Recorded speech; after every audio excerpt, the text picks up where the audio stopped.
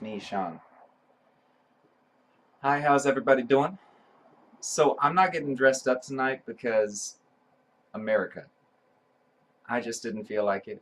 It's late. It's almost 1 o'clock in the morning. And it's been a long, rough day, week, month, quarter. The past few months have been especially difficult. Tomorrow morning, I'm going in to try and prove perjury. Well, not try, it's evident.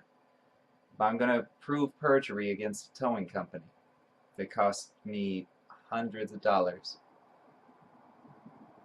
And after that, I got to talk to. It's very difficult talking to people on the phone. And what I mean is,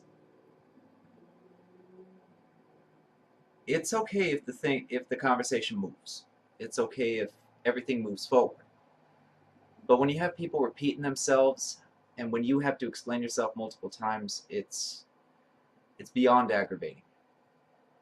And I spent 3 hours on the phone trying to convince a company, don't make me sue you. 3 hours.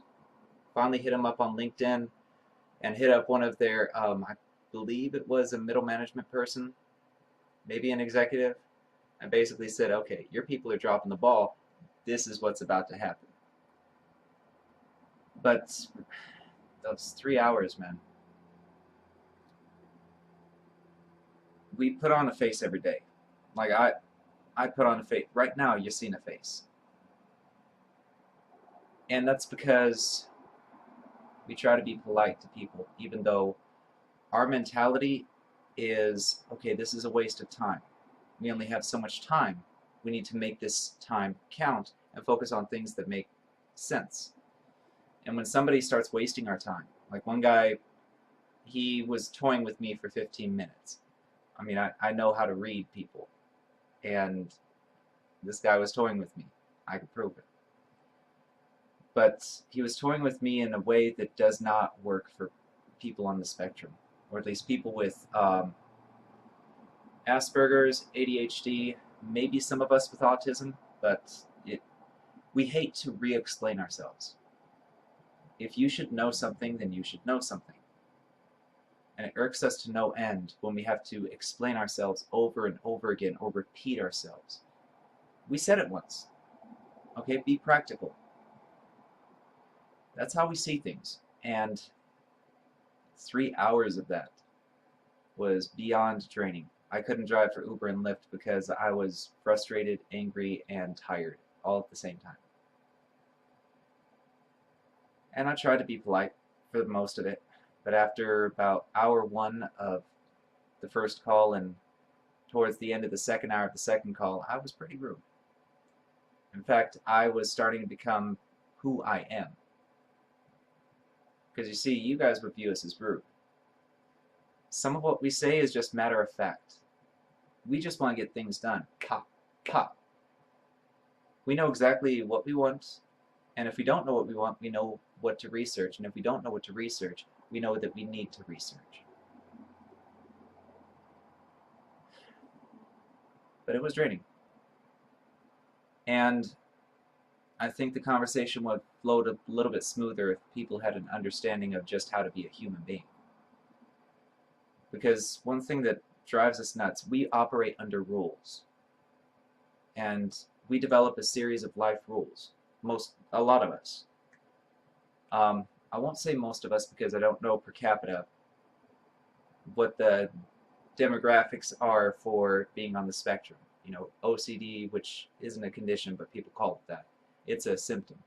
Then you got ADD, ADHD, so on and so forth. Who is what? And to what degree? I don't know. So I can't say most of us. But like what just happened there is who we are. That's how we think. I was just thinking out loud, along with the other branch thoughts.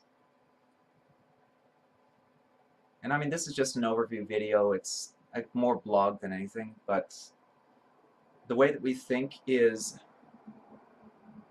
you have a lightning strike. Your thoughts are a lightning strike. You'll get a branch here, a branch there. but it pretty much goes in a straight line with a few branches here and there. But for us, it's like an upside down tree. Or, no, it's just like a tree. Flip it up. All right, or invert your eyes, because our eyes naturally see upside down, but we translate it in our brains. Again, that was an ADHD moment. Ta-da! Anyway, so we think like a tree, meaning we go with the base thought and then branches.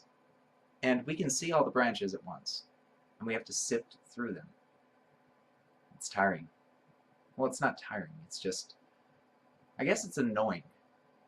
It's annoying to always have to do that, just to be able to communicate with people like you, you know? We have to keep our thoughts linear so that you can understand them. Whereas if you get a couple of us in a room talking, like a couple of us functional ones, in a room talking with each other, we will talk in circles and circles and circles, but we'll all be involved in the conversation. We'll all know exactly what we're talking about. When we reference back here and we're over here, it won't seem like a change to us. We'll just keep going. And if back here isn't relevant to one of us, we'll say it's not relevant, which you would see as rude. So if somebody said, oh yeah, and when we were talking about how cars could one day fly, the other person would say, that's not relevant. Cars aren't going to be able to fly for at least 10 to 15 years. But one thing I have been looking into are jet engines. See, that's how a conversation would go. And to us, it's normal. Saying it's not relevant to you would be rude. That's not our intent. The way that we are is we're just matter-of-fact people. It's our monochrome. I mean, we operate under rules, and we try to operate as efficiently as possible. It's just natural for us. And we may not see it as efficient, we may not see it in that term that you understand, but it's more, okay, shortest distance, or we look for the path of least resistance. So sometimes it may be longer, but we will look for the path of least resistance in everything we do. And that's just our natural tendency, because we want to do multiple things. We're naturally inclined to do multiple things. We are the literal multitaskers. I mean, when you can listen to conversations, listen to music actively, sing along with it, and play video games and do all this other stuff, I mean, that is, when you're doing multiple tasks actively, that is the definition of multitasking. And most people can't multitask. They can jump from one to another very rapidly, but they can't do multiple things at the same time, like type over here while watching this video over there, and everything comes out in perfect grammar. Not everybody can do that. I've done that, and many of us have. One time I tried typing on 2 different computers at once. I can do it, usually. Not always successfully, but usually. But right now I'm tired. And honestly, I do want to get high. Being high is relaxing for us because it forces us to slow down. We already have, the way that I break it down in my book is we have short-term memory that's short. We have smaller short-term memories than you do. That's like RAM in a computer. You have 16 gigs, we got 8. Okay? But we have a quad-core processor to your single core. So in order to keep one core from burning out, we have to keep all 4 cores active. But we have shorter short-term memories, so that's why we talk in circles. And then once you tie in being high, well, high directly affects your short-term memory.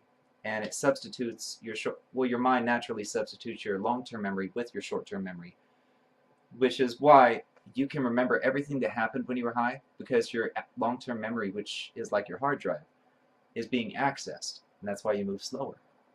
It's very much like a computer. Very, very much. And it forces us to move slower, and we can remember everything that happened. It makes us more like you. So being high helps. And it also, like when writing my book called On the Spectrum, it helped me to be able to write it straight through. I mean, I made record time on this book. I'm adding a couple chapters now because there are a few things that I didn't even think of that just kind of happened with regular life. But yeah, being high helped considerably. It also shaped a couple chapters because it's better to write what the effects of being high are on us while you're high. Because you can I was actively reflecting on exactly how I felt, and it was a unique experience. But I think after reviewing those chapters, I mean, a little clarification was needed, but it was very accurate. And it gave you a very clear picture of how we think when we're high. And to tell you how much I love psychology, I mean, psychology is my mistress. And old girl gets down with me. Woo! Woo-wee! Anyway, so psychology and me, we got this thing going on. And when I was high the first time, I knew nothing about edibles. I knew nothing about weed. I mean, this was a month and a half ago. And I got high for the first time because I'm in Washington, so, okay, let me see if what I thought the experience was what the experience was. I was a little disappointed. I was a little bit... It was different. But I took to actually recording it. Meaning, when I was high as a kite, 70 milligrams my very first time. Okay? Because after an hour, I'm like, this isn't working. Let me try some more. And I just ate all of them. And then halfway through, when I was starting to get high, oh, this feels good. Let me get some more. So 70 milligrams, straight up. And I had the presence of mind still to document the experience and to record and describe what was happening. In fact, I might put the video on YouTube at some point. I'm not sure because one of them I haven't even watched. I was so high it was ridiculous. I mean, seriously. But I'm going to make another video about what being high does to ADHD people, so it's going to come right after this. I'll probably record it tonight.